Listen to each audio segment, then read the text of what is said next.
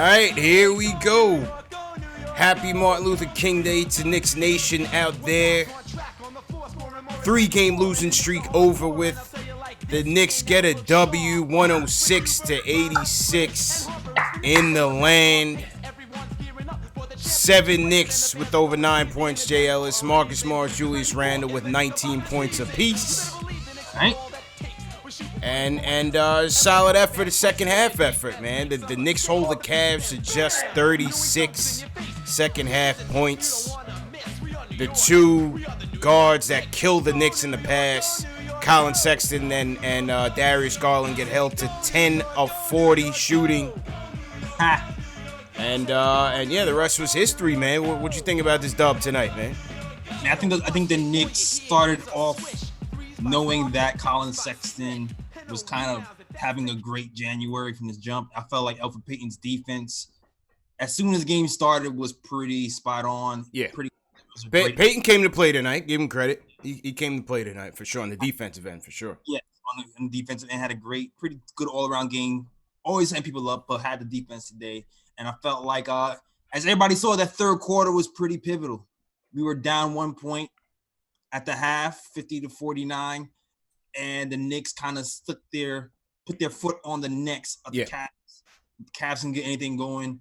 Morris and Randle took over, capped by the 4-point play and the flagrant foul that Morris hit at the mid third quarter. Yeah.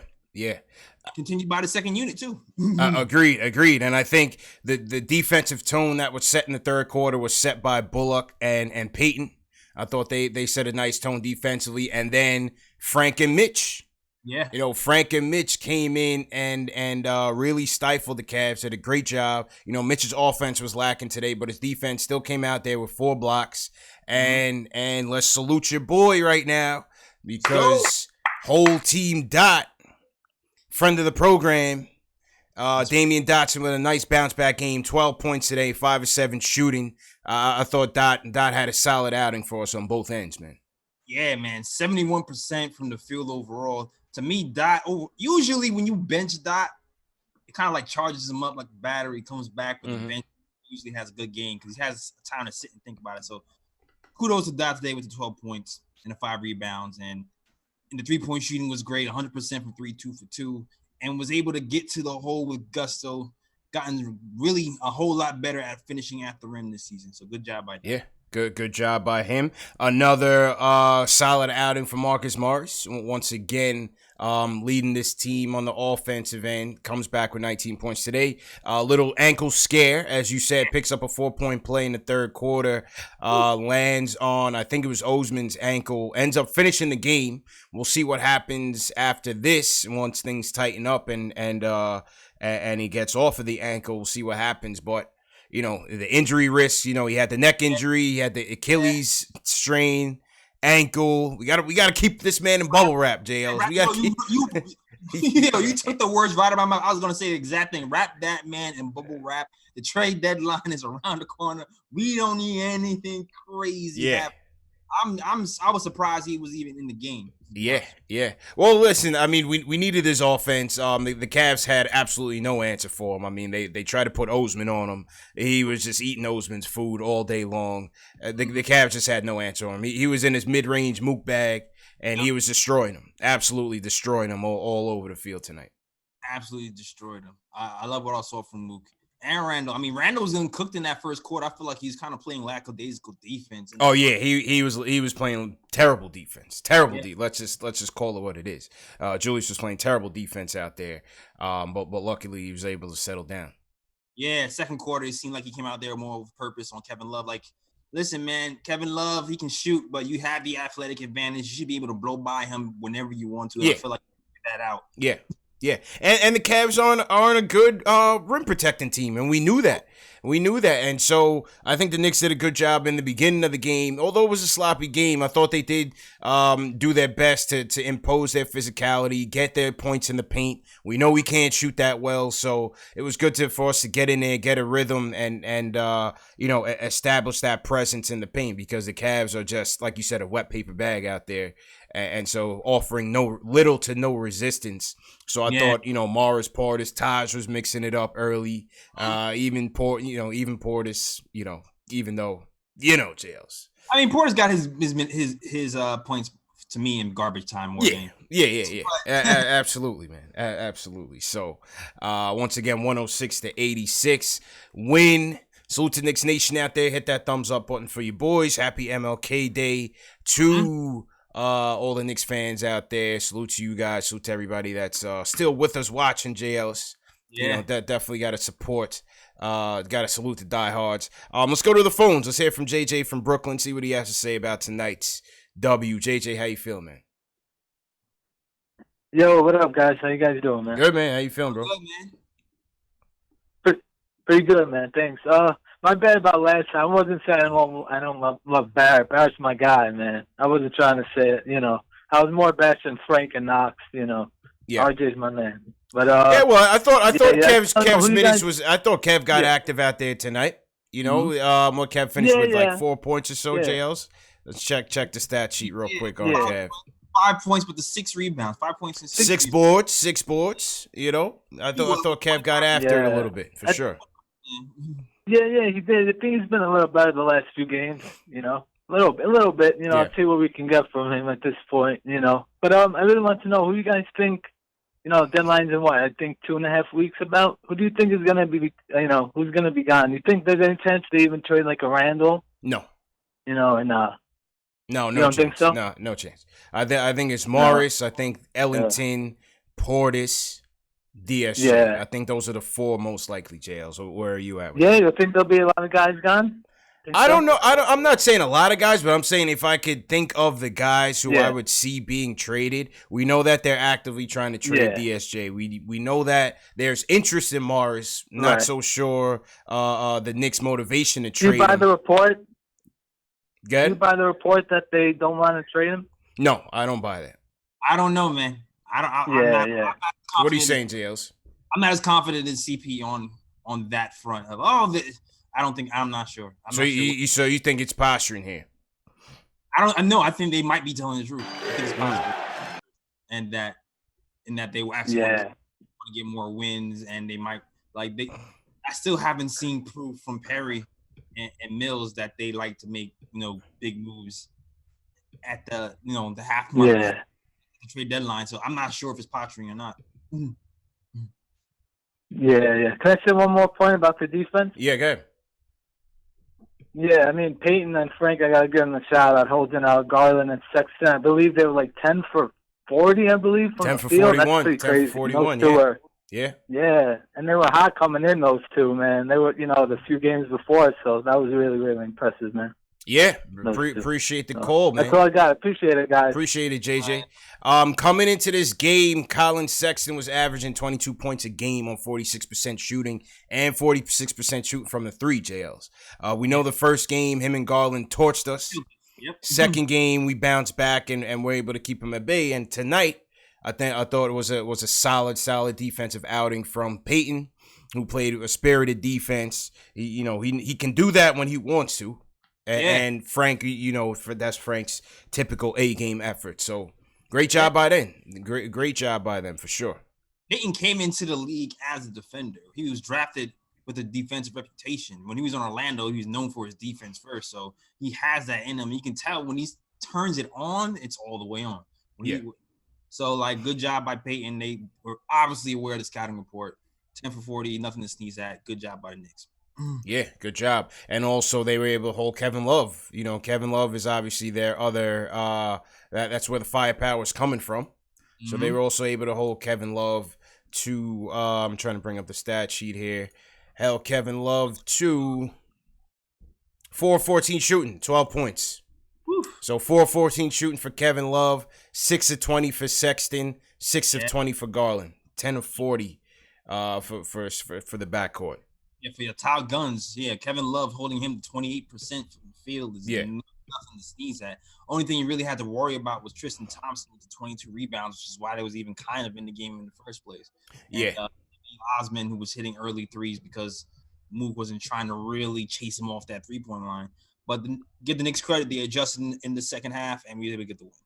Yeah, impose their will, Very, very few teams that are as bad or worse than the Knicks out there, JL. So give credit where credit is due. They were able to take advantage of a Cavs team that's rebuilding, trying to get rid of some of these vets, particularly Kevin Love, and just, obviously, not winning too many games. Yeah, and they just came back off a road trip. That's the perfect time to catch a team, even if they're winning or losing. Usually they're tied off a road trip. Knicks took advantage. They came out very lackadaisical, the Cavs did in the third quarter. I'm glad we got the win today. Yeah, 3-game losing streak is over. So Knicks get a bit of a nice win here before the Lakers come into town on Wednesday. Salute to everybody in the chat once again. Let's see who we got in the chat. We have Jack Peters in here. What's going on, Apple fanboy? Salute to you. Agent Super Argo, my guy Pranav in here. Freeze Jackson says their team hashtag new. Salute to Freeze Jackson. JL, so who's in your chats today? Shout out to John Talento, who likes to chat jump. Shout out to you, John. Shout out to Ayo Poa, shout out to you. Craig Williams always holds me down. The moderating over here, Hinton Murphy, and Sean Brown as well. Shout out to you guys. Yep. So salute to you guys, man. Reggie Bullock, JL's 12 points, 5 of 10 shooting.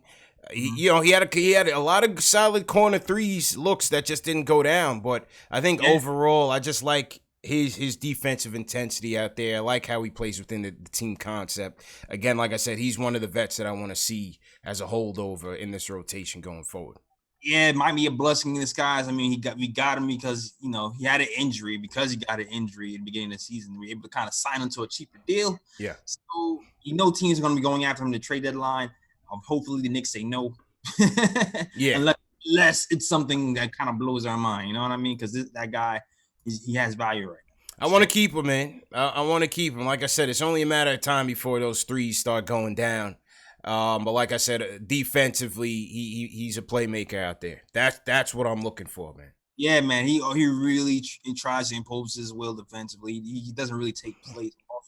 You admire that about him. Yeah. Edward Stolen in the chat says he's on the cheap also. Yeah, remember that deal. I think originally they had him pegged in close to 10 a year, if I'm not mistaken. And they ended up talking him down because of the neck injury that was disclosed. They ended up getting him for about 4 a year, 4.75, I believe. Is it? It might be less. It might be more like 1.5 or 2. But I'm mistaken. Yeah, gotta look him up. I remember when they were scouting him. They were scouting Reggie Bullock in the draft, 2013 draft. I remember when they were scouting him, and he ended up going to the Clippers. He's played for the Lakers, played for Detroit since. And, let's see what we got in this kid, man. I'd like to see him going forward. The ongoing debate, JLs, has been about the vets versus the youngsters, right? I got to, obviously, when you're watching this game, it's like you're watching this all-vet lineup that they have out there with Peyton and Randle and Bullock and Taj. And it's just, you just can't get enthused for it. You know what I mean? The minute Frank gets in with Kev and Mitch, I'm like, totally paying attention, locked into the game. But even when we're winning and it's just like Peyton, Taj, it's just like, I can't even get up for this right now, man. Yeah, because we're not really going anywhere, so you want to see, improvement from the youth, and that's what we're kind of looking forward to. Maybe they're telling Miller to do this so they can shop him. Who knows? Yeah. It was kind of weird for Miller to have some of these vets out even with 4 minutes left. Yeah, Portis was out there. Yeah, I was kind of wondering, all right, maybe Trier, maybe Iggy Tom. Mm-hmm. I thought that was gonna happen, but that didn't even happen. It's fun because I like Miller as a whole and how he manages the game and things of that nature, but I don't like he gets funny with the rotations with the young guys and blowouts and stuff like that. I thought that was kind of weird. Well, like I said on Twitter yesterday, I'm not gonna trip over it until after the deadline. If we're still coming out with this after the deadline, then it's a problem. Yeah. You know what I mean? I would have to think that they have a plan for this season, because you can't just be going through with this with just all veteran starting lineup. Peyton, eventually Peyton's minutes have to get shifted. You got to go Frank back out there. If DSJ's still here, throw DSJ back out there. Second half has to be about, again, tryouts and evaluations, and it's got to be about the young guys developing. Yeah, I mean, and you know what? I know everybody wants to say their jobs right now. How many wins do Knicks have? We have 11 wins or something? 11-32. 11-32. We 6 wins away from tying our season average last season. We're on pace to beat that, right? We're on pace to be in the 20s or something like that. So, I mean, maybe it's time to go to Doe and like, listen, we proved our point. We're better than last year. If you can look up the win rate at this point, let's just, go for the young guys, and they might have to go that route. You know what I'm saying? To see what we want. That's what I'm trying to do, man. Kind of sucks for certain Knicks fans, because if they go in that route, that means everybody kind of stays and everybody keeps their job. But then we need to play these young guys too, so it's a catch-22. It is. And as you said, Perry has yet to show that he can get even, a middle of the road type of deal off. Porzingis deal as an exception. So we got to see what they're gonna do here and be able to get some of these guys off. I just feel like the second half of the season, I want to see more Kev. I want to see more Frank. I want to see Kenny up here. If we free up a roster spot for Peters, if we're able to make a trade or two for, the Knicks seem to have an infatuation with some of these lottery, not busts, but guys that are work in progress still, some projects that they're trying to develop. If they can get another guy in here on the cheap, that I want to see that guy playing. I want to see these guys being evaluated for the future. Jerome Robinson, Zaire Smith, World Bamba, guys, the young guys who kind of languishing on the bench, didn't really get a shot, but maybe the reclamation project. The reclamation projects. There you go. There you go, man. Back to the phones. Ron Cleveland in the building. What's going on, Ron? How you feeling, man? Man. CP, Jay Ellis. What's going on? Ryan, how you feeling, man? What's going on with you fellas? Hey, man, it's a good night to be a Knicks fan, that's for sure. Yeah. Anytime we can beat up on Cleveland, I'm happy. Yeah, right. You take them as they come, Ron, Not that bad. Hey, but I got to address something right quick, man. Hey, I had my first thoughts is I want to talk about Mitch, but I got to take the time, man. First off, CP, Jay Ellis, man, specifically Jay Ellis. That dude that called in the other night, disrespectful like that, man. Mm-hmm. Hey, y'all need to ban him. Oh, yes. Yeah. We'll definitely take care of it. We'll definitely. He needs to be banned, man. Yeah. Don't even take his phone call no more. The way he came on that phone so disrespectful. I mean, this platform that y'all got, there ain't too many places that we as Knicks fans can go and voice our opinion on how we feel about the team without getting a national media viewpoint. You know what I mean? We don't have this platform. And for you guys to be doing what you're doing and jealous for you to get disrespected like that, man, the other night, I didn't appreciate that. I really didn't. I appreciate it. But back to the left. Listen, we appreciate it. And I would just say that 99% of the time, I think the engagement, the phone calls, the banter in the chat has been positive. Dave does a good job of screening the calls. Every once in a while, something will slip through. But I think, more often than not, everything has been on the positive. We try not to give that stuff any type of energy, but like you said, going forward, we'll make sure that we tighten up and those things don't get through to try to disrupt what we got going here. Yeah, man, you don't need no negative energy. We got enough negativity with what's going on with our Knicks this season. Yeah, you know what I mean. But what I wanted to talk about, fellas, man, but our team, man, I'm really looking at Mitch, and I'm disappointed in Mitch. And what I'm saying that for is, all through the preseason and everything, this guy's been shooting threes, been working on his game. And I remember the particular interview where he says, ain't no need to practice it if you ain't going to use it. In the game. I haven't seen Mitch take 1 3-point shot, man. And if I'm not mistaken, I think he maybe has taken 2 jump shots it's time for them to really let this kid shoot the ball, man, because if they're not throwing a lob to Mitch, Mitch is not scoring, or if he ain't getting a putback, he's not scoring. And that's really a shame. You can't teach 7'1".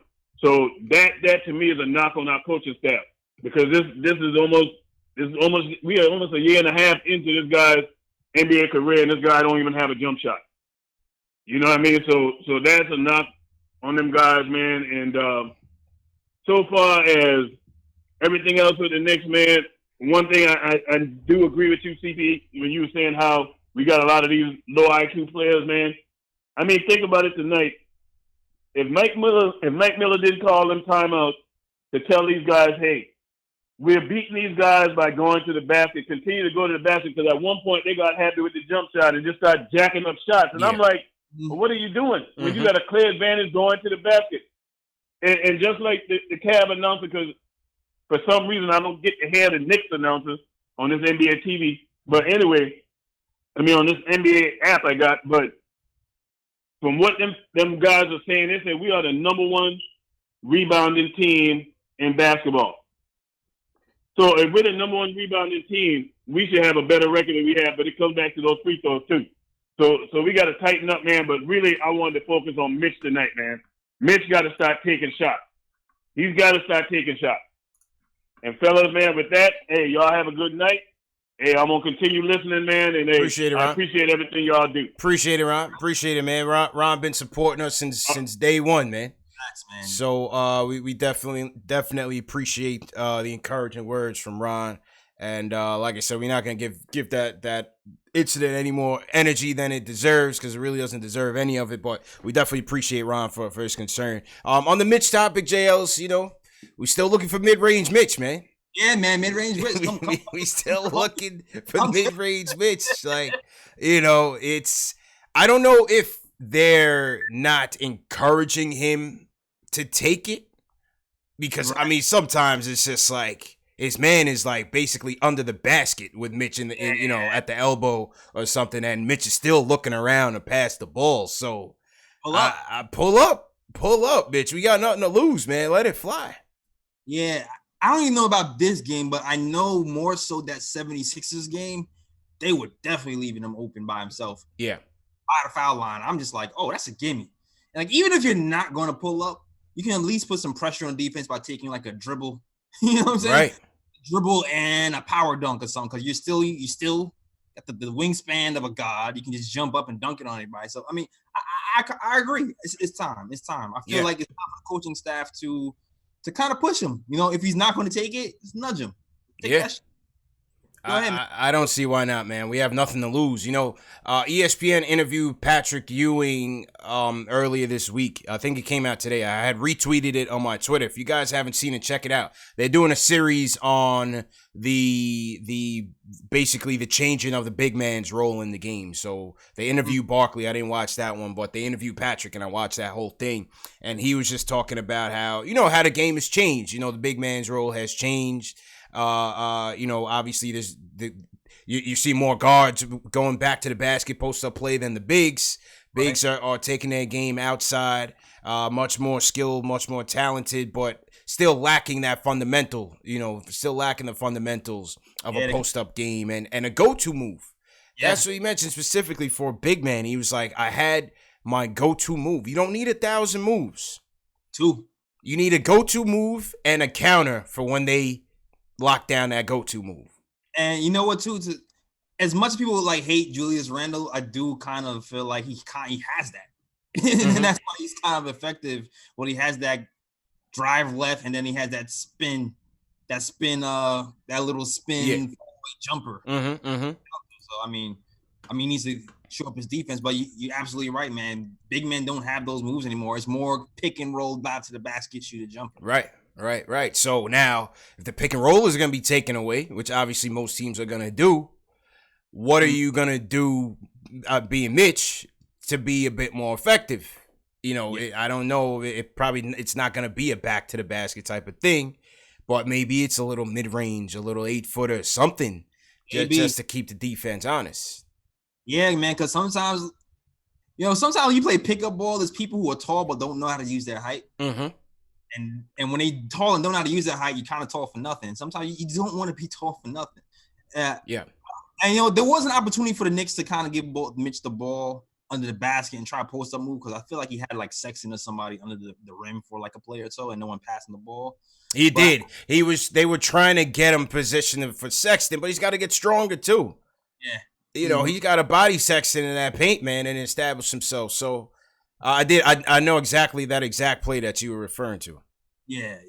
But Patrick Ewing is right, man. Patrick Ewing is right. I love the evolution of the big man now. They can shoot, but we still need some fundamentals, footwork to maximize what the big man can really be in today's age. Yep. I totally agree, man. Totally agree. So to everybody in the chat, once again, hit that thumbs up button for your boys. CP from KnicksFanTV. My man JL's from Nick of Time Show. MLK, typical Knicks MLK matinee. Knicks win 106-86 over the Cavs. Solid performances by the squad across the board. You had Julius Randle, Marcus Morris with 19 points apiece. Knicks bench sparked by Damian Dotson with a bounce back game, 12 points for Dot. And overall solid defense in the second half. 36 points allowed by the Knicks, holding the Cavs to 86. They had held the Sixers to 90. Was it 90 points? They lost. It was 90-87 that they lost. Held the Sixers to 90. So, the defense is certainly stepping up. Yes, you could attribute it to the Cavs missing a good amount of shots, but I think, they definitely imposed their will out there as well. Yeah, they mostly imposed their will, and they did miss a good amount of shots, but also they didn't really, they didn't have that dribble penetration problem. I feel like the Knicks get in trouble when their guards beat them off the dribble, and it's kind of like a drive and kick party. Didn't really allow that to happen today, for the most part. And even with the pick and roll with Kevin Love, that didn't happen that much either. So yeah, true story, man. Let's shout out some people in the chat once again. Shout out Sean Brown, Sharp Black. What's going on? Leon Mitchell, how you feeling? We got a super chat in here from Joe Collins. Sends us a Canadian super chat. He says Portis, Ellington, Morris have to go, and DSJ. Okay. All right. It looked like DSJ was practicing, JLs. I don't know. You saw that picture, he was going one-on-one with Kenny in practice. Yeah, I did see that. So, I don't, he's practicing. Just not playing right now. Yeah, is it that sore? A trade is coming, man. Yeah, I don't know if it's that sore or what. It's DSJ. That's what it is. That's pretty much what it is, man. I feel like you kind of have to be really healthy to play. Yeah. Versus Kenny Wooten, because he can block your shot. Yeah. We got Michael Lopez checking in here from Central Florida. Salute to Michael Lopez. Everybody, 30 cities in the chat. Where are you guys checking in from? Let us know, and we will shout you guys out. Let's go to New Jersey. Stan's with us. Wants to talk about the game. Stan, how you feeling, man? Hey, how you doing, fellas? Hey, first, let me start off by saying I really appreciate your program. Appreciate it. I'm a long-time Knicks fan from 1969. And you guys do an excellent job. Thanks. I have to say this. I know everyone has their opinion. I've coached before. I played high school and college basketball, and I know a little bit of fundamentals. I have to say, and fellas, I don't mean to be rude or disrespectful the least bit. You guys really are a great program, and I really enjoy it. I feel to say this, that looking at the Knicks rookies, outside of the rookie from this year, Barrett, yeah. You guys really have a lot of love for, say, Frank Ntilikina. I watched the game from beginning to end last Saturday. We lost that game on free throws, but also when the starters went out, the rookies gave you absolutely nothing, and they even lost the lead. And this happens not once, not twice. Not once, but not twice. This happens. I know Frank Ntilikina is supposed to be a defensive specialist, but New York media really overvalues our players. So what happens is, if we just play with the rookies, you guys want the rookies just to push the rookies. But our rookies outside of RJ are trash, and you say develop them. Yeah. But Ntilikina's been here for over 3 years. Right. And his time is past due. So I've seen players, for the most part, who does he stop? So he's not a point guard. But Stan, let me ask you real quick, Stan. I hear everything that you're saying, and you're not wrong.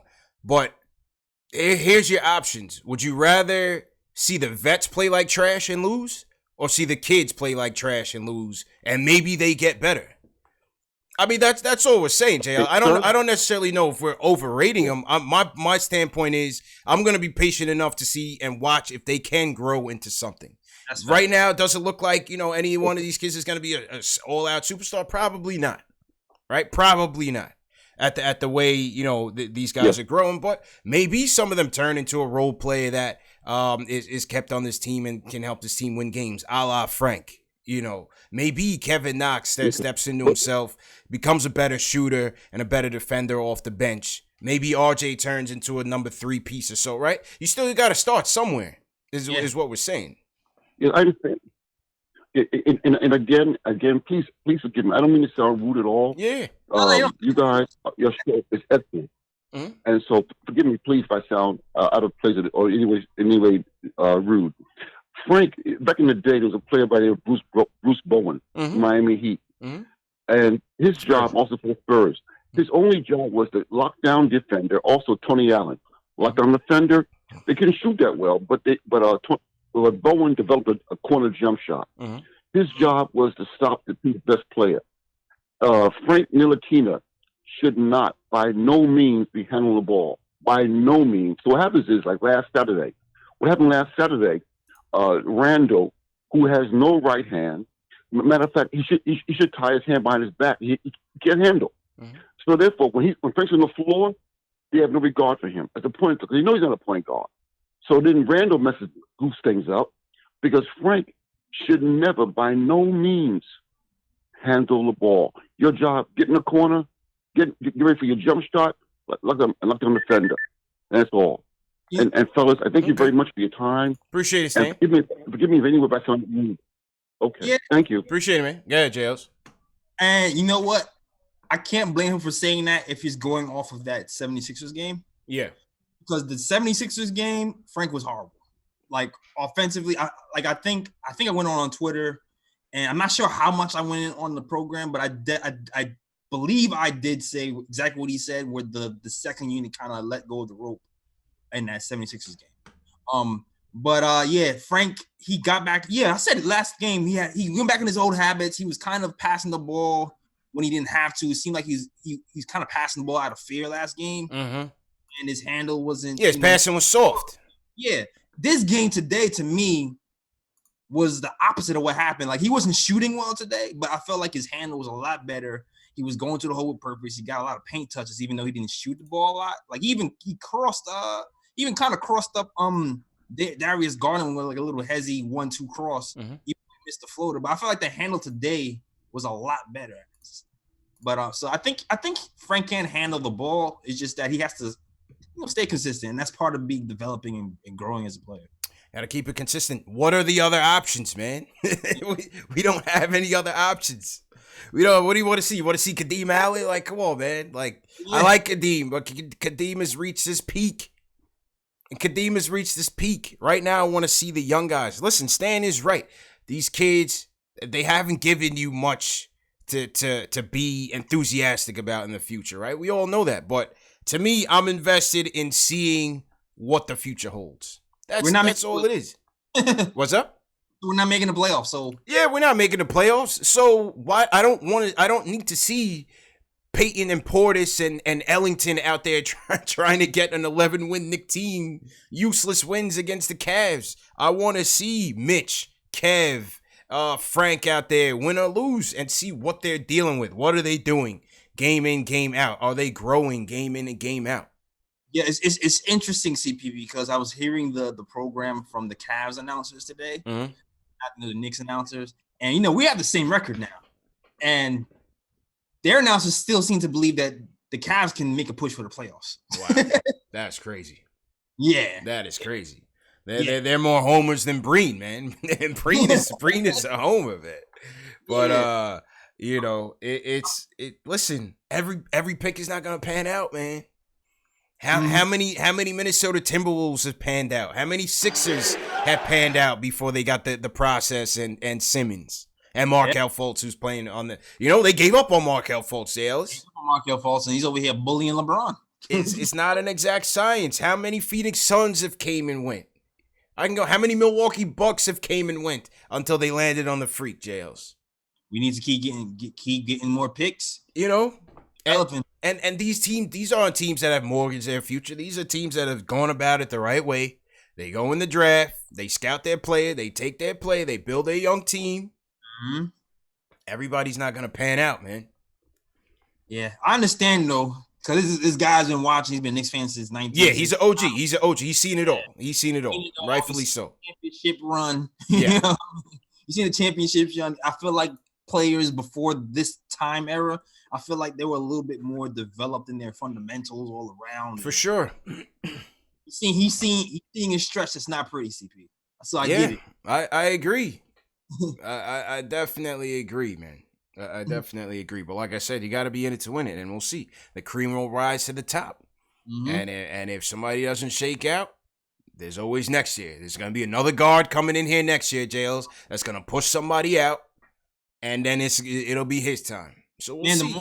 The more I'm starting to dig into some of these guards for next season, the more I'm pretty hopeful. Yeah. There's some guys out here that can help. This is a guard draft, man.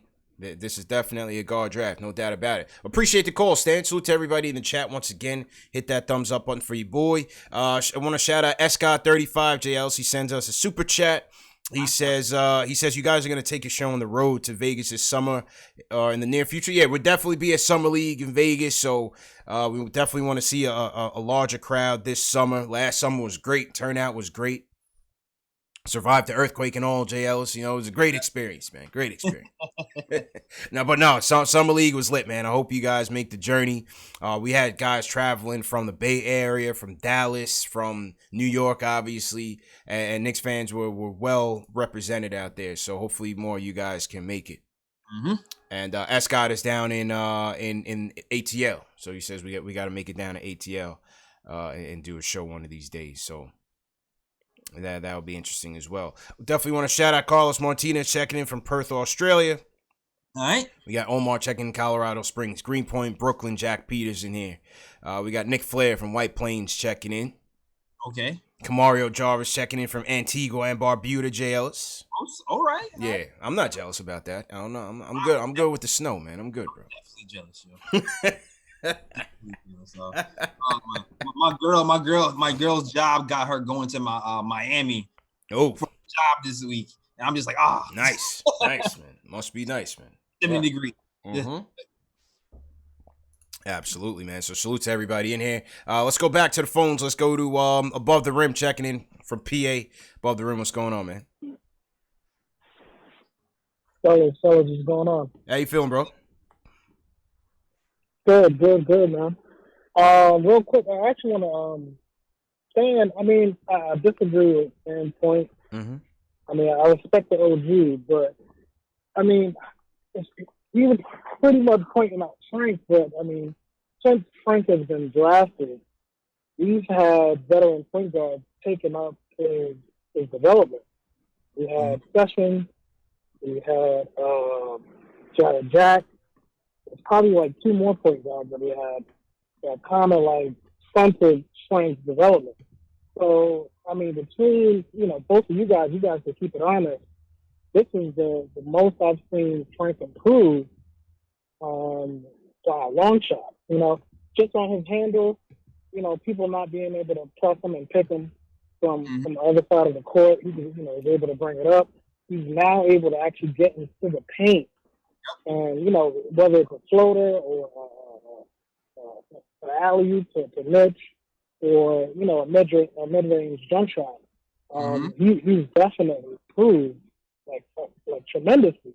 So if we think about it, how much more good would he be if, we didn't stunt his growth, but, three coaches in, his first 3 years. And so it's a lot that goes involved for Frank. Confidence is one thing, but we also didn't give him the keys and, support him 100% after we drafted him. So, as far as the young guys too, I just want to ask you guys a question. What do you guys see in Kevin Knox? Like, what's the ceiling? Who can we compare him to?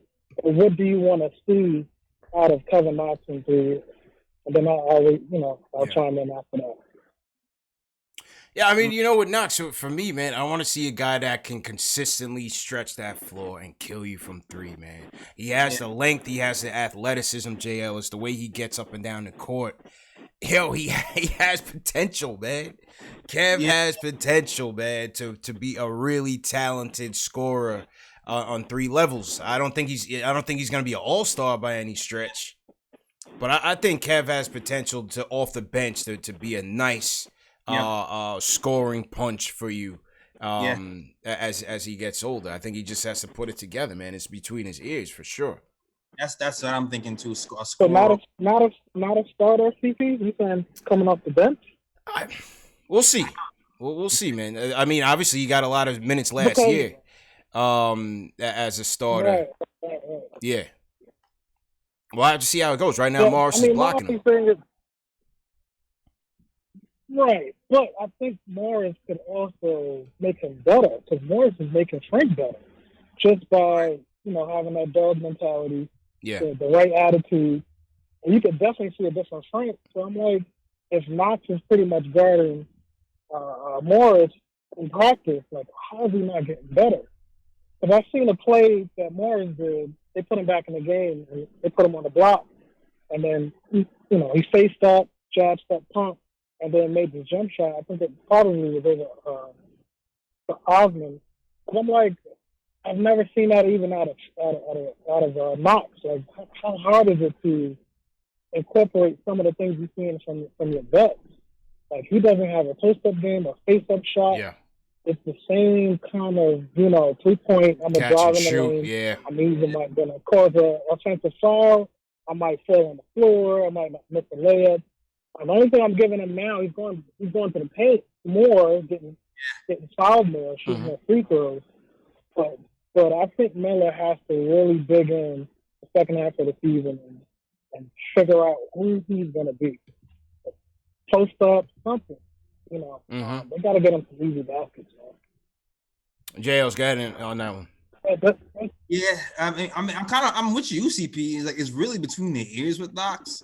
He has all the potential in the world. You see, jump shot looks like it's going to fall eventually. Because pretty jump shot even doesn't fall consistent right now. But it's between the ears. Like so far, he just seems to have a lot of mental mistakes. Like today, like he's still stepping out of that same sideline like he does every other.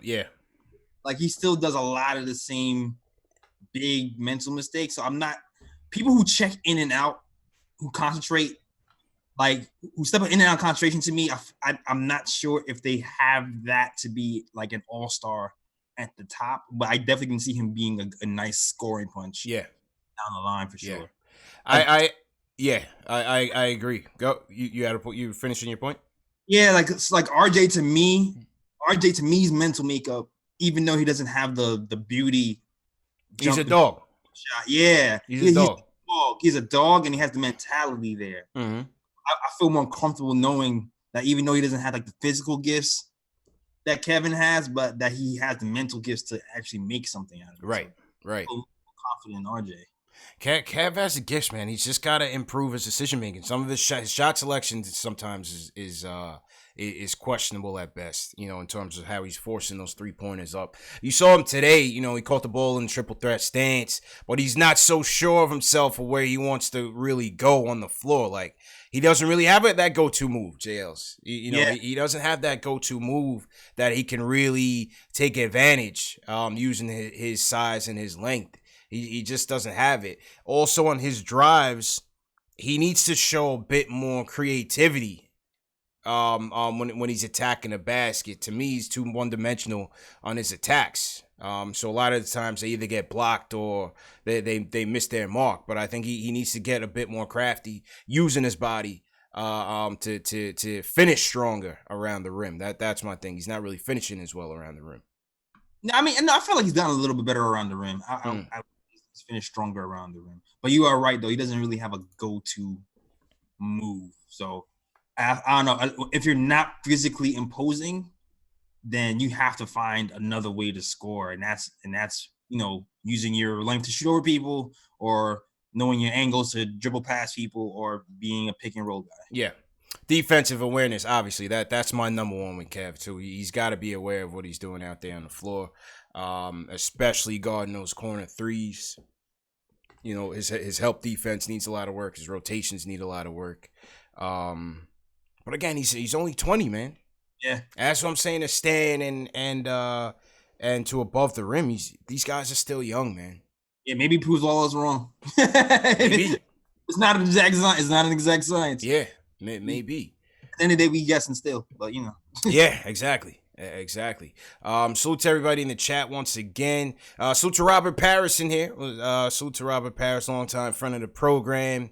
We have Frank White in here. Jack Peters, what's going on? Khalid, how you feeling? Metaphysical Logic in here. JLs, what's going on, Metaphysical Logic? That's my favorite name, right? I don't know why. Yeah, man. Hey, we got House Flan from Santa Clarita, California, checking in. What's going on? We got Nino Brown checking in from Belgrade, Serbia. Wow. Nino. Salute to you guys. You shout out my chat too. Yeah, man. Go ahead, bro. No one's putting where they from, though, but I still shout you out, right? Okay. Rick Harrison, my fake cousin went to LSU. Oh, wait. Here we go. Nuno Balsas, come from Portugal. Okay. Shout out to you. Oh, he says he has a question. Why not trade Randle instead of Morris? The amount of bad decisions Randle has made is huge. Mm-hmm. Bad turnovers, bad shot selection, and I guess he wants a playing point guard. I mean, to be honest with you, it really comes down to contract and age. Really, contract and age. Facts. Morris is an expiring contract, so much easier to deal. Much easier to deal. One is more likely he'll leave us for more money too. Correct. Also, Julius Randle, even though he doesn't look like a spring chicken, he's still kind of a spring chicken. He's 25. He's only 25. He has a lot more years left. Yep. So he can possibly grow with some of these guys who are the young guys. He could be the old young guy. Yep. I agree. My guy Nick Alexander in the building. What's going on? Nick checking in from LA. We got E. Lou checking in from Mount Vernon. So salute to everybody in the chat. Appreciate you guys for supporting. Let's go down to Tampa. JLS Jose from Tampa is in here. Let's talk about a point guard. Jose, what's going on, man? Hey, how you guys doing? Good. Last time I called, I threw out the Xavier McDaniel. Yeah. I remember that. Yeah, so and JL was not on the program that day, so I didn't get to change impressions with him. But my thing with the point guard situation. Let me stop exercising because I'm losing my breath. Yeah. You exercising right now? I'm in the gym. My man Jose's in the gym. Anything you're saying, he's on the elliptical, getting it in, all out of breath and whatnot, bro. Oh man, go ahead, bro. I can't speak in exercise. Yeah. I'm too out of shape. So we have to put things in the balance. Moving the team forward. That we have classrooms, we have youth. But see, I've gone to this website. I don't know if I'm allowed to go to our website, but I like to go. Anyway, I like to go to this website called Hitchhike, and I look at the salaries. And my fault, Jose. Sorry, man, but the connection wasn't good. Call us when you get home, man. It's too loud. It's too much commotion going on back there in the gym, man. We appreciate the call, but call us back when you get to a more quieter place. Dan from Long Island's up next. Dan, how you feeling, man? It was good, guys. Listen, the gentleman you had who called earlier, the guy who was a fan, whatever, from the 1960s or whatever. Mm-hmm. Yeah. I'm a little younger than him, but I'm still an old head. And I think the problem that like we have as older guys, much older than you two guys for sure, is that we remember a time when you took somebody in the lottery, he was a finished product. So for guys like us, it's hard to understand how you could give all this money to a kid, how you could have thought that Kevin Knox at the time was the 8th best amateur in the world. You know what I'm saying? Yeah. So, like, I relate to what he said. I understand that it's a new game. It's a new era. You got to put the money into this kid. You got to love the. I understand all that. But I think for a lot of older people, I can't be able to call myself old, but we're just used to seeing cats come into the league. You know, Mark McGuire came into the league in 81, and he's averaging, you know, gave you 19 points, 12 boards as a rookie. Yeah. And he could play on the block. You know, the gentleman who called before who says that, you know, how come Knox ain't on the block? He's a boy. He ain't a man. How's that kid going to get on the block? He's still developing his body. You know what I'm saying? Right. You're going to put him on the block with who? You know, Morris is a man. Yeah. Morris, even though Morris is not as athletic as Knox, look at his body. That's a man. Knox is a boy. He's getting bigger. Look how much bigger he is than last year. He's going to be a monster at some point. But I'm just saying he's not ready for the league. And it's something that a lot of us older fans who keep getting mad at these draft picks have to just understand that it's a crapshoot. But the main reason I called tonight, fellas, is this, you know, and this goes for all those people on ESPN again and all those people in the mainstream media, Begley and all these guys who killed the Knicks for not giving Porzingis a max deal. He had 3 DNPs last week. Did you guys see that? You know? Knees acting up on him. And can you imagine, guys, what would happen to Perry or to Dolan if we gave that guy, because he wanted a max deal. That's why he got licked. Let's be honest. He wanted a max deal coming off knee surgery. And without even having to show us what he had, he wanted a max deal. Can you imagine if we gave that cat a max deal, what would be happening right now? What would happen to the franchise if what I think is happening to Porzingis is happening? So I know the thing with DSJ didn't work out. I'm saying and I'm not trying to defend Dolan. We didn't have an option with KP. I'm telling you right now, Phil Jackson was right about this kid. He's not built, his body and the way he wants to play. I don't think he could do it. And I think if we were tied into KP right now, this franchise would be set back even further. So again, I'm just saying that because you know how ESPN, Jay Rose and Jacoby and Jalen, whatever that show is, and Perkins with his big mouth and Rachel Nichols, they don't talk about that. Nah. They don't talk about that, right? And I'm just saying that I think it's important that the real fans understand that KB couldn't have got that, and our management makes a lot of mistakes, and maybe we could have gotten more for Porzingis. That's a legitimate question, right? But Porzingis had to go. That's just my opinion. Guys, have a great night. I'll see you guys Sunday night, man. See you Sunday, man. See you Sunday, Dan. Appreciate the call, man. Yeah, you know, the thing is, Porzingis is, that knee's not good on him, man. Yeah, might have dodged a bullet there, CP. Might have dodged one, man. And Phil, like I said, for everything that we knocked Phil, man, he was just weird. You know, listen, we know the things with Phil that was just very weird about him. But as one of the things, he was leery of committing to Porzingis, saying a 7'3" dude may not be able to hold up on those legs like that, man. Definitely. He was right about a lot of things. He just had a weird temperament that turned everybody off. Yeah. And to Dan's point, again, I feel like they botched the trade. Maybe we'll never know the true details of what happened and the timing of everything. Just seems like to me like they botched the trade. I don't know. Maybe. It's possible. I mean, it seems like they had an idea what they wanted from the first place. They wanted a young player in cap relief and they wanted Tim Hardaway Jr. off the books. Thank you, Steve Mills.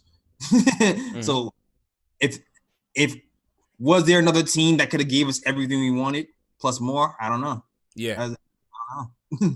Maybe it might have been they would have gave us better players, but we still had Tim Hardaway Jr. Who knows? I don't know. Right.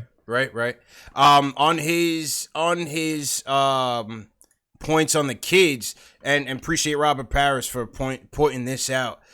This is what John Calipari had said about Kevin Knox when we were, I think this was leading up to the draft. This was a quote from Calipari. He says, he's not even close to what he's going to be, but he's young. You got to know you're going to see this kid now, and it's going to be holy cow. But he's young. You're not going to get a guy who's 25 years old. He's 19. He just turned 19. He says, Calipari says, this league is a futures league. You're not drafting for what they look like. You look at him and watch him, and this kid got the better of him. I think, he's talking about comparing him to Bridges. But you watch it, and you say that's only because he's 3 years older. He says, where's Kev going to be in 3 years? That's the challenge of what all these guys have to do. Mm-hmm. Playing the long game. If Kevin long game. Guys down the line, then we won. But it remains to be seen. I kind of wish, because, the guy who just called, he has a good point. Like, and we kind of talked about it before he came. Like, people are coming in a lot rawer than before. The big men are coming in. They don't have the footwork they used to. Yeah. The guys coming in, they don't have the ability to read the game like most people do. I almost feel like I wish the rookie contracts were a little bit longer. You know what I mean? It's like, it seems like nowadays the rookies are taking more of the 5 year to kind of really get to where they are instead of 2. You know what I mean? Right. So I wonder if that will ever happen. If it's like a longer contract but less money, or I don't know. Yeah. Yeah, there certainly seems like they're leaving early, man, and I think that's overall having an impact on the product. I'd like to get more thoughts from, maybe a more seasoned scout or somebody who's been around these prospects for a while to get some of their thoughts on it for sure. But yeah, that was Calipari's assessment on it. He said what they're gonna see. He said the kid is really big, long, skilled player, but he's young. You've got to know you're taking one of the youngest kids in the draft, but I think he'd do well there, meaning New York. League has become a hit or miss league. If you shoot it, you're good. You can't shoot it, you're probably not good. And he can shoot.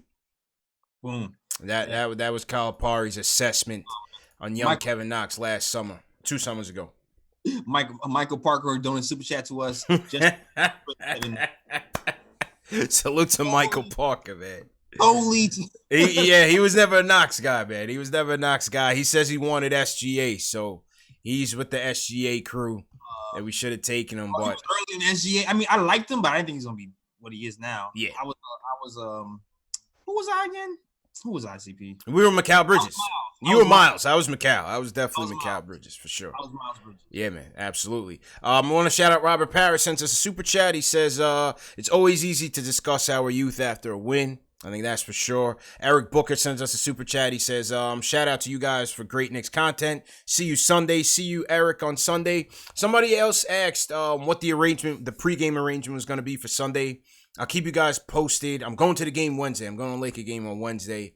But I'll keep you guys posted for Sunday. Just look out for a tweet or go to the community tab on YouTube. I'll send out an email or something. Let you guys know what the pregame meetup is going to be. Maybe we go to a bar or something and meet up beforehand and link up with the family. Johnny P sends us a super chat. JLC says, free the kids. # let the kids play. And Michael Parker also sends us a super chat on this side. So salute to everybody that has been supporting us. We definitely appreciate it. Back to the phones. Johnny G from NYC is in the building. Johnny G, what's going on, man? Hey guys, how's it going? CP, JL, just want to thank you for all you guys do with the show. Shout out to the chat. Shout out to my brother Matty G in Albuquerque who turned me on to the show over the summer. Matty G, totally man, me back in. Holding it down in Albuquerque by way of Long Island, man. Yeah, tell Matty G I said what up, man. That's right. So just wanted to touch on the rebuild and kind of continue the conversation that Dan from Long Island said about, the how we dodged a bullet with KP, how we dodged a bullet with Durant, Kyrie, and I mean, it's hard to say this, but even with Zion, I mean, think about it, if the Knicks got everything they wanted, they would just have 4 guys who are hurt. It would have been a nightmare. And it would have been a total nightmare, but that's kind of not really what I want to talk about. What I want to talk about is how I wanted a rebuild for so long. I wanted them to watch clean house and kind of do what they're doing now. They've never played this many young kids for this many minutes in a season, even though we want them to kind of play them even more. I don't think Knicks fans have ever watched this, kids play this many minutes at this age. And what's difficult about it for me is having to put the trust in the front office, even though they're kind of doing the rebuild I've always wanted. I mean, it's messy. Fizdale didn't work out. And it's just like, man, this is a rebuild. They are doing it. But I don't know. It's like a game-by-game thing sometimes. It doesn't feel, I don't know, it just feels a little messy that the rebuild can't happen a little bit more smoothly. But at the first time, I've never watched a rebuild before. True. They've never done it. They've always, put a Band-Aid over a bullet wound. True story, man. Appreciate the call. What makes this one messy? Wait, let me patch him back in so he can answer. Go ahead, JLs. Go ahead. What makes this rebuild messy in your opinion? I'm just curious. Well, I think Fizdale crashing and burning makes it messy. I think, KP wanting to leave and not having trust in the organization makes it messy. Yeah. Having to give him up and not really know what's going to happen to him. I mean, I don't think he's really going to stay healthy for 5 years at a max contract, but just tough to, I mean, I like putting the time in with the young kids. It makes me feel more connected to the team. I don't want transplants coming here, and going maybe to the second round of the playoffs. That's not what I'm looking for. So, yeah. Okay. Good points. Yeah. I like that call, man. That was a good call, JLs. Johnny G basically saying, this is really the first rebuild that you see, and the thing is, do you trust the guys making the decisions? Yeah. It's like they fumbled on the Fizdale hiring. That was probably a big piece of the rebuild in general. Yeah. AP was supposed to be part of that whole transition. He's supposed to have a big piece in place, and he kind of fumbled. Both are gone. Yeah. It does leave fans wondering, damn, what now? But that's what RJ is for. That's partially what RJ is for. And who knows what we'll have next season, where the ping pong balls will land. And we still have a lot more questions to answer. It's true. There's a lot more questions that need to be answered, man. But it's like a blind faith right now, JL, is that the people in charge will continue to make those decisions if they're there. I still think that we will try to go get an Ujiri or somebody else. I think Dolan will still do that. You think so? Yeah, I think he still will. I think he still will, and if we have to put enough pressure on him to make that decision, then we'll have to spearhead. We'll have to lead the charge, JLs. I'm not giving up 2 first-rounders. I'm not doing it, man. Yeah, that's a little crazy. Ujiri's always screwing us, and even if we get him here, he still screws us. It's like, come on, man. Come on. Yeah.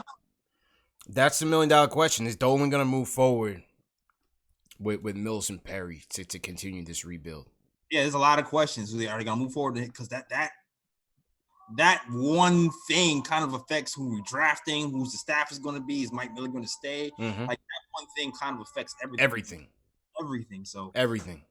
This is going to be this is another big summer. Big off season, man. Big off season. And whoever that exec is, once again, they have the ability to, again, strip this thing down and put some pieces in here, veteran pieces that properly fit around what they want to do with RJ. Get some more shooters in here. Get some better two-way players in here if you can. Mm-hmm. And really put this thing together.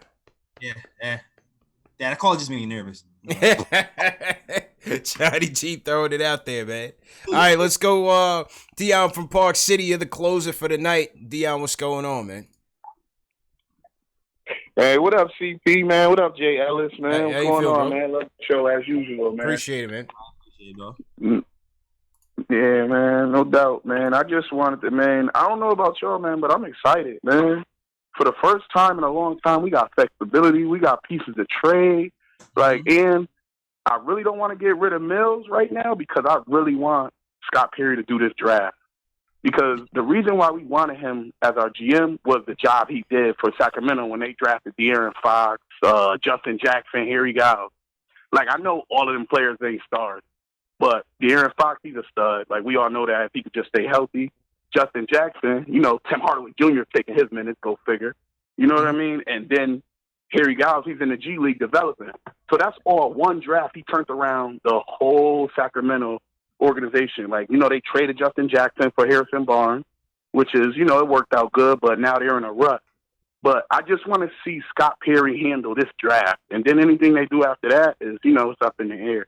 That's all I really wanted to say, though. I just really want to see what he does, because we have 6 picks over the next few years because of the Porzingis trade. And then if we could flip Morris for another pick, and then we could possibly flip DSJ and Portis for another pick, and he has all of those assets, he'll destroy this draft. I have faith that he'll destroy this draft. Yeah. Okay. All right. Appreciate the call, Dion, man. Mm-hmm. JLC, you've been a Ninja P guy. Yeah, I've been a Ninja P guy. I would be willing to see him see this through, but at the same time, if Dola makes a move, the incoming president is going to want to bring his own guys in here, unless him and Perry just have an unbelievable relationship. But also, how much was Perry's input on putting this team together? That's the thing. Like, again, with the free agency thing, the question is, are these guys who they set out after, or are these guys...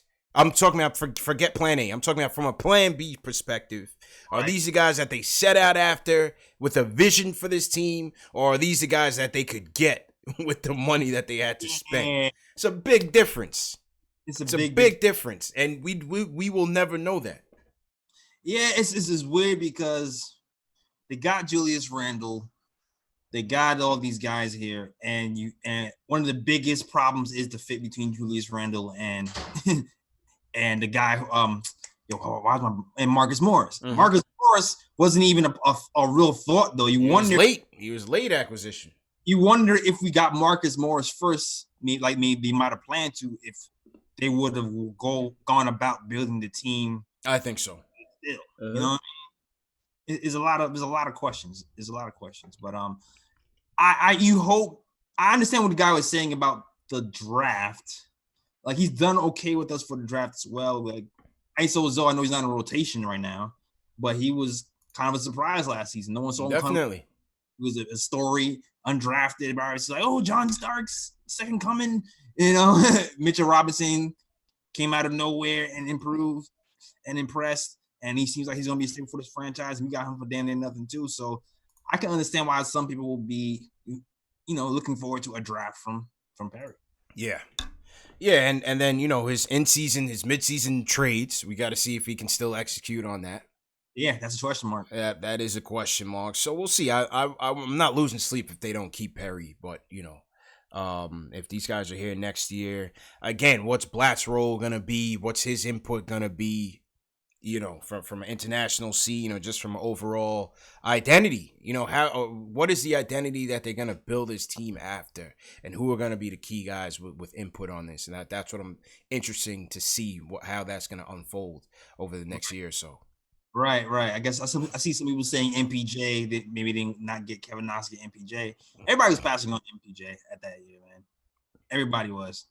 So, I mean, that back problem is still a big thing for somebody that young. And what would the calls be if we came back from the draft that night with KP already missing time with an injury, and then drafted Michael Porter Jr. with a back injury, who they already knew was gonna miss. I believe they already knew he was gonna miss the year with the back, or that the back was really in bad shape. That's why he dropped so far. Yeah, that's exactly why he dropped so far.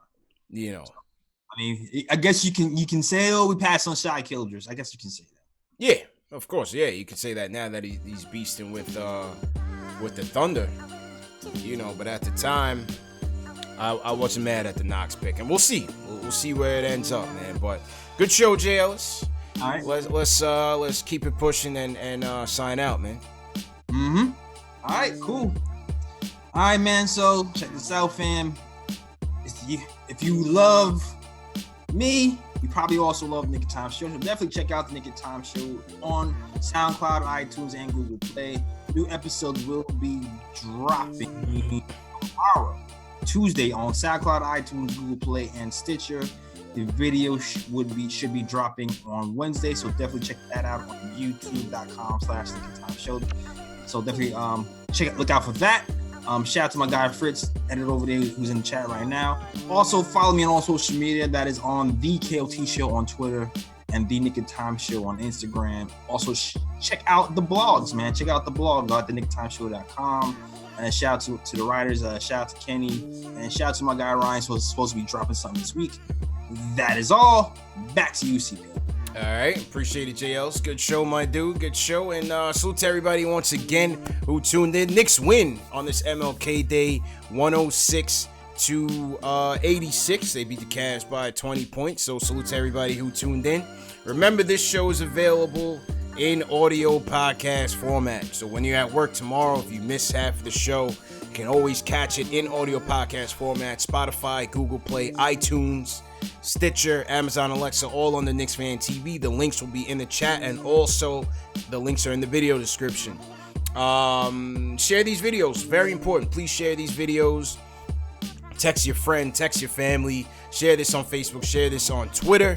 This is how the platform continues to grow, and we get more callers in, we get more people in the chat to target Ari and go after him, to battle Ari, But yeah, it's all fun, man. Appreciate everybody for the super chat as well.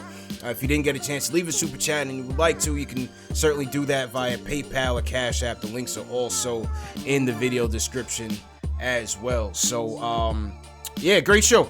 Great show. Great show to everybody who tuned in, and we appreciate you guys. I'm going to shout out Jack Peters, John Talento, E. Lou, Keith Sinclair, all the mods, TM, Dave, Above the Rim. Thanks for calling in. JL, so you want to shout out, man?